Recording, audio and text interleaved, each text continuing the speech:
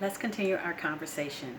Now, we know hackers can gain access to networks and systems through weak links, and software can classify as a weak link if there certain security measures were not followed. Now, let's take a look at the principles of software security framework for software development lifecycle as defined in NIST 864 Rev 2.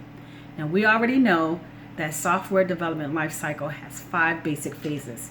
We know those are your initiation and your requirement phase, your development and acquisition phase, your implementation and your assessment phase, your operations and your maintenance phase, and your closeout and your sunset phase.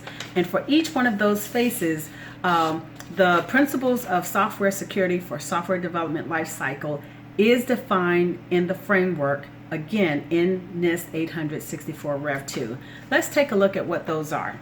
Now, for your initiation and your requirements phase, those initial business requirements in terms of the CIA triad needs to have confidentiality, it needs to have integrity, and it needs to have availability. We need to determine the information categorization and the requirements needed to transit that data, to store that data, and to create that data. And we need to resolve any privacy requirements during the initiation and requirements phase.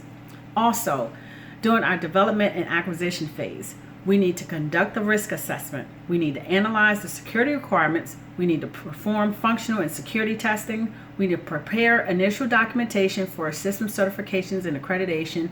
And we need to develop the design security architecture. All of those steps right there are very, very important for information assurance and getting our software accredited. We're not going to discuss that though, not on this video. Now let's take a look at our implementation and assessment phase. We need to integrate the information system into the platform that we're using.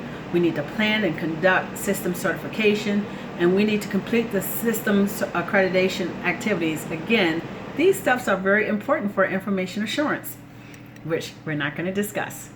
Now we're going to take a look at our operation and maintenance phase. We need to conduct an operational readiness review. We need to manage the configuration of the system. We need to institute processes and procedures for assured operation and continuous monitoring. And we need to perform reauthorization as required or as needed.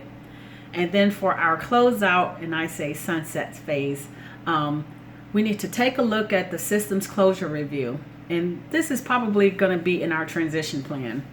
We need to go before a change control board and a security review of closure. This is important if you're planning to do any changes to the system or software. You need to go through a change control board. We need to have a detailed transition plan. We need to archive our critical information, and we need to have a plan to dispose our hardware and software. Now, there are some other basic software security principles defined in NIST 864 Rev 2. We're not going to discuss those right now, but it's worth you taking a look at it, okay?